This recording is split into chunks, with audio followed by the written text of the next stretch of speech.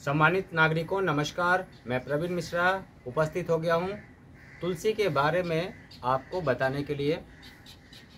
दैवी पौधा तुलसी के बारे में जब भी बात चलती है तो दूर देश से भी संदेश आता है, और ये संदेश इस तरह से आता है कि तुलसी नहीं चलती है।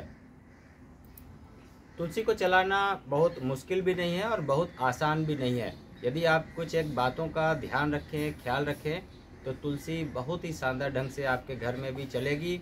और यदि तुलसी अच्छे से चलेगी तो आप मान के चलिए कि बागवानी की दुनिया में आप भी धीरे धीरे आप सफल होने लगेंगे।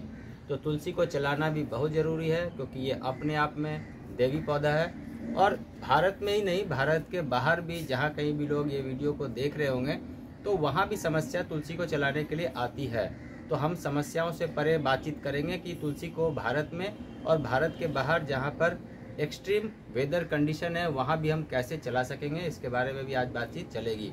तो आइए, आज तुलसी को लगाने के लिए क्या सॉइल मिक्स होगा, कैसे हम लोग मिट्टी के मिक्स को तैयार करेंगे, वो सबसे पहले बात करते हैं। और क्या ज़रूरी है, इसी पर आज की चर्चा की शुरुआत करते हैं।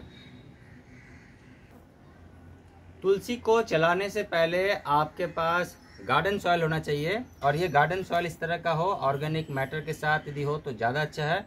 यदि ऑर्गेनिक मैटर के साथ नहीं भी है तो आप इसको ऑर्गेनिक मैटर मिलाकर इस तरह से समृद्ध करेंगे, जिससे कि मिट्टी को चलने के लिए, पौधे को चलने के लिए बहुत ही अच्छा न्यूट्रिएंट मैनेजमेंट शुरुआती दौर से हो जाए।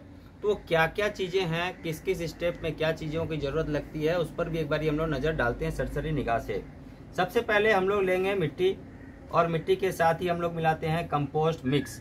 और ये कंपोस्ट मिक्स अलग अलग तरह के, सभी तरह के कंपोस्ट को मिक्स करके बनाया हुआ है।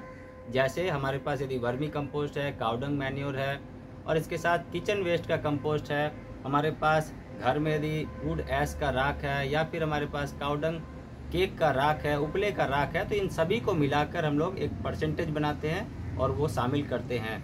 डिटेल में और बातचीत करेंगे क्या कुछ होगा, लेकिन इसके साथ ही हम लोग मिलाते हैं नदी का रेत। नदी का रेत बहुत ही अच्छा काम करता है सॉइल मिक्स बनाने में और साथ में पौधों को चलने के लिए। इसके बाद हम लोग मिलाते हैं नीम की खली।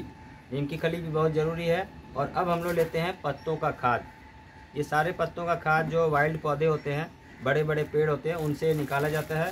और इसके अलावा हम लोगों के पास और भी बहुत सारी चीज़ें होती है, लेकिन जो कम से कम ज़रूरत वाली चीज़ें हैं और आपके आसपास मिल जाए, इसी पर ध्यान दिया गया है। इसके अलावा हम लोग इसमें तुलसी को चलाने के लिए ज़रूरी जो है वो ये है हल्दी। हल्दी पाउडर को भी मिलाएंगे। क्या कुछ मिश्रण रहेगा, इसके बारे में भी जानकारी और डिटेल में हम लोग बताएंगे। और ये हल्दी मिलाने से पौधा भी बहुत शानदार ढंग से चलता है। इसके साथ ही हम लोग मिलाते हैं चूना, खाने वाला चूना है, ये भी लेते हैं हम लोग, और ये भी पौधों के साथ मिलाएंगे, मिट्टी में मिलाएंगे तो ज़्यादा अच्छा रिजल्ट आएगा। और अब हमारे पास है काली मिर्च का पाउडर। ये दरदरा इसी टाइप से ग्रैनुल्स फॉर्म में होता है हमारे पास, लेकिन और थोड़ा सा इसे पीसना चाहिए, और ऐसे पीस के हम लोग मिला लेते हैं सॉइल मिक्स बनाने के फार्मूले में। तो आइए देखते हैं कि तुलसी को चलाने के लिए शुरुआती सॉइल मिक्स किस तरह का बनना चाहिए, और उसी पर अभी बातचीत चलेगी। तो आइए एक बेहतर सॉइल मिक्स बनाते हैं, जिससे कि हमारी तुलसी चल सके।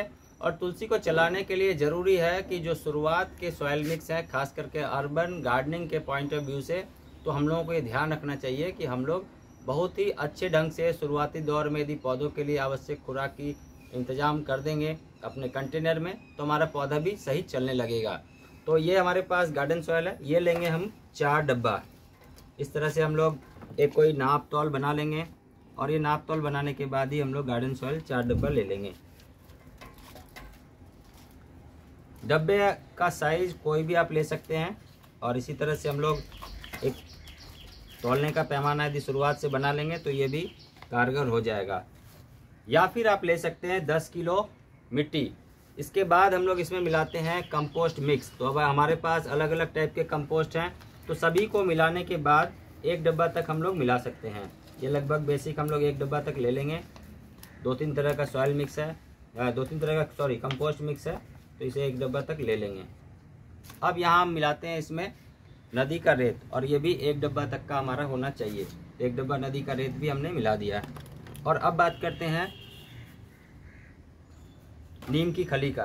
तो नीम की खली बहुत ज़्यादा डालने की ज़रूरत नहीं है, 1 डब्बे का तीसरा भाग। ये डाल देंगे हम लोग अपने सॉइल मिक्स के इस फार्मूले में। और अब हम मिलाते हैं इसमें पत्तों का खाद, और ये भी हम लोग एक डब्बे का तीसरा भाग पत्तों का खाद ये ले लेंगे। इस टाइप से एक सॉइल मिक्स हमने बना दिया।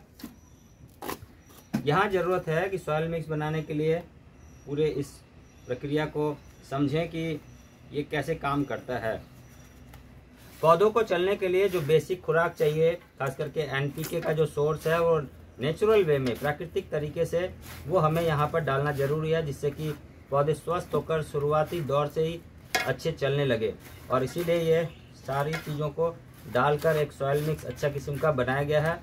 जनरली इस टाइप का यदि ब्लैक टोन में कन्वर्ट हो जाए, ग्रे टोन में कन्वर्ट हो जाए आपकी सॉइल मिक्स, तो समझिए कि ये अच्छे से बन गया है। अब हम इसमें मिलाते हैं लगभग 1 ग्राम प्रति किलो सॉइल मिक्स के दर से हल्दी। इसे यदि हम लोग भाग दें और एक आइडिया बना लें कि ये लगभग हमारे पास 3 किलो के आसपास है, तो हम 3 ग्राम तक हल्दी मिला सकते हैं।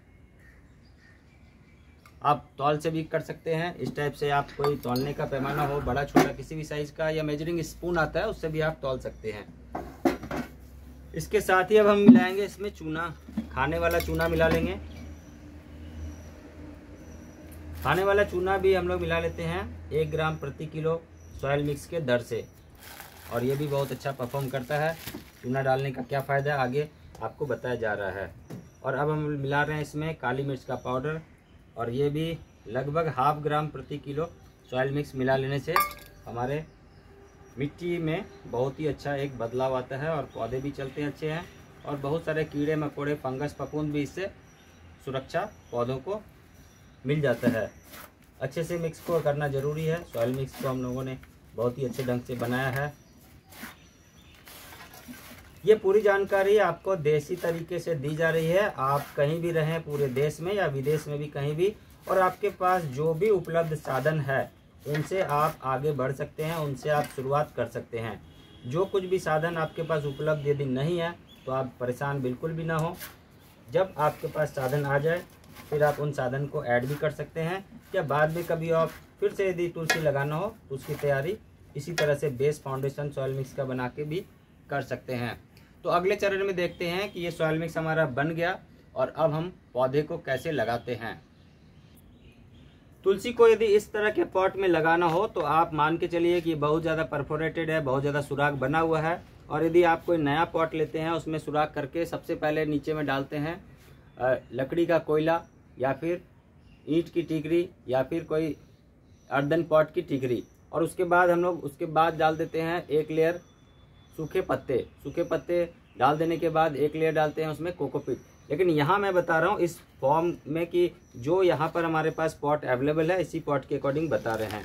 तो सबसे पहले हम लोग यहाँ डाल रहे हैं कुछ पत्तों का खाद 1 लेयर डालने के बाद हमने यहाँ डाल दिया 1 लेयर कोकोपीट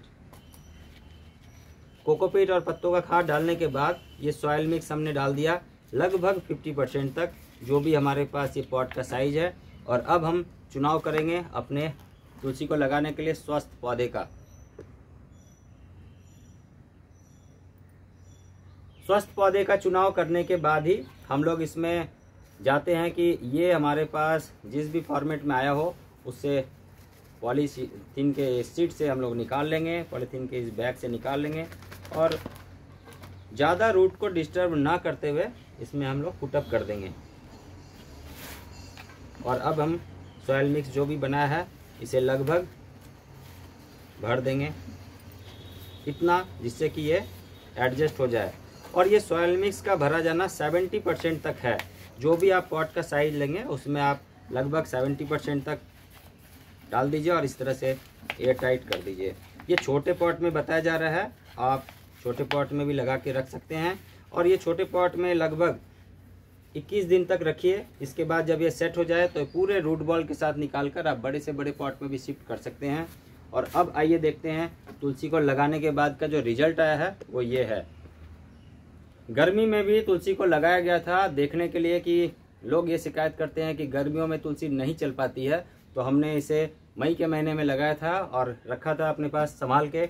और ये भी मई के महीने में हमने लगाया था और इसे भी रखा था संभाल के, जिससे कि ये ट्रायल चल सके कि हम आपको कुछ बता सकें। और ये भी अब तुलसी हमने अप्रैल के महीने में लगाया था और ये काफ़ी घना हो चुका है।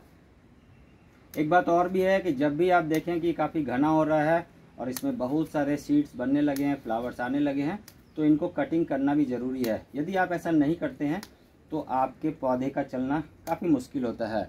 और अब अंत में बात करते हैं तुलसी को चलाने के लिए मौसम के अनुसार जो व्यवहार है उसके अकॉर्डिंग। तो सबसे पहले अभी बारिश का समय है, तो हम लोग समझेंगे कि जब भी तुलसी का पौधा आपका लगा हुआ है, 1 लीटर पानी में 5 ml तक नीम ऑयल मिलाकर आप तुलसी के पौधे को 7 से 10 दिन और ज़्यादा से ज़्यादा 15 दिन के अंतराल पे डालते रहें, जिससे कि उड़ने वाले जो कीड़े हैं, छोटे छोटे काले काले कीड़े आते हैं, वो आकर अमूमन यहाँ पर जगह न बना सके। और इसके अलावा बहुत सारी ऐसी तरकीब है जिसके लिए हम लोग उपस्थित होते हैं, और इन्हीं में से आपको सर्दी, गर्मी और बारिश के बारे में भी, तुलसी के रख रखाव के बारे में भी आगे और जानकारी देंगे। आपको यदि ये वीडियो अच्छा लगा हो तो आप अपने आसपास के लोगों को भी शेयर कर सकते हैं और उन लोगों तक भी भेज सकते हैं जो दूर देश में रहते हैं और तुलसी को चलाने में कहीं ना कहीं अपने आप को असमर्थ पाते हैं। तो पुनः उपस्थित होंगे नई जानकारी के साथ, तब तक बहुत ध्यान से रहिएगा। Thank you very much, take care, नमस्कार।